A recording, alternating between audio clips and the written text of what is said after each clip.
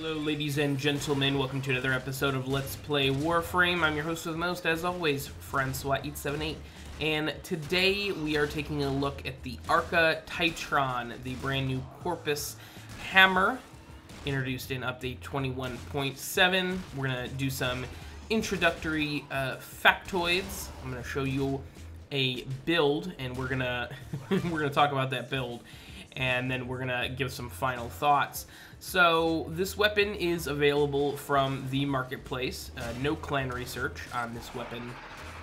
Its build cost is decent, nothing crazy. You do have to be mastery rank 10 in order to wield it.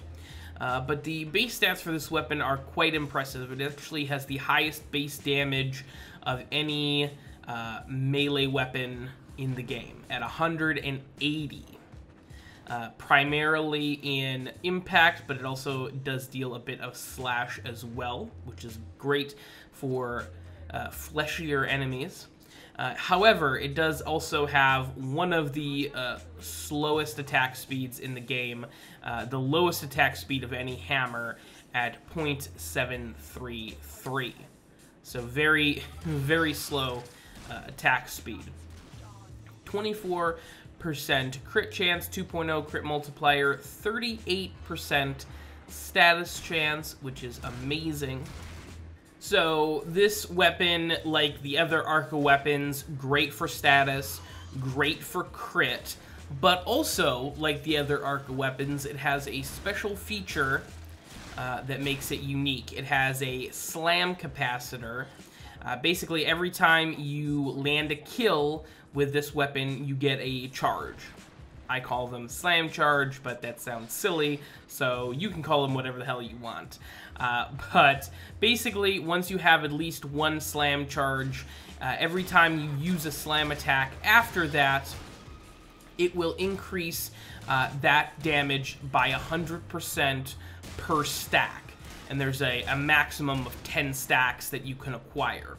So if you're careful and don't use any slam attacks and get 10 kills and then use a slam attack, it's the damage is nuts.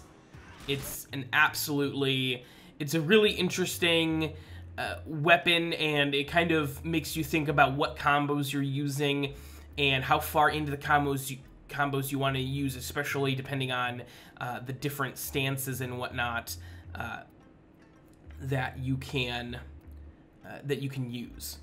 So I have Crushing Ruin, which is one of my favorite stances. Plus, it also fits into the slot, which is nice. Condition Overload for your melee damage, because it has 100% status chance. It works really well. Blood Rush Body Count, pretty standard.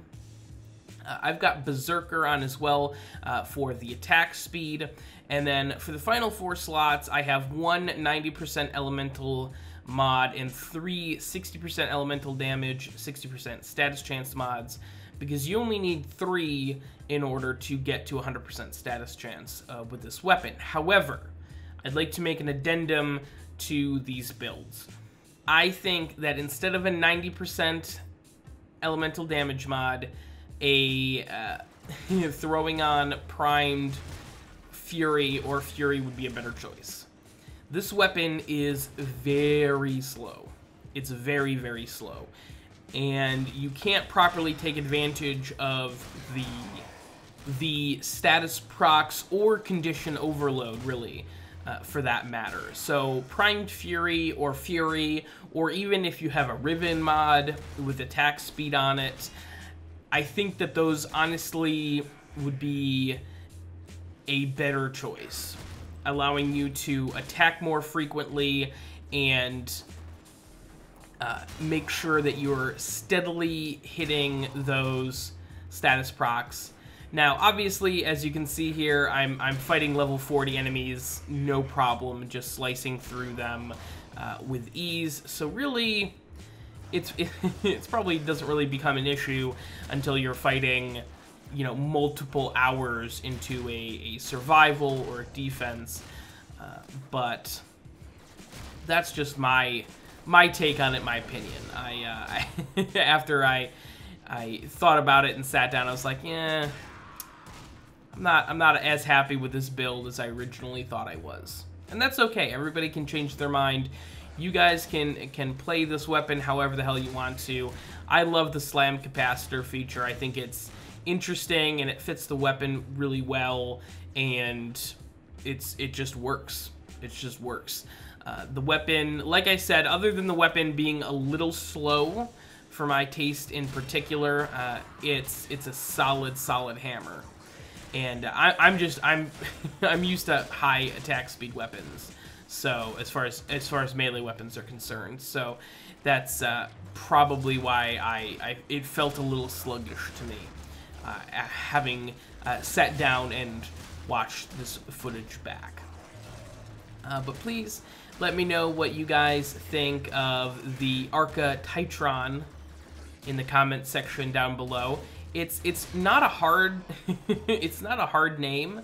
It's just I keep wanting to call it Triton because of the node, and it's everything that I have to not botch that. So please like, comment, and subscribe. I appreciate it. Please stay tuned for more Warframe content coming very soon. Hopefully Plains of Eidolon is soon. That's all I can say.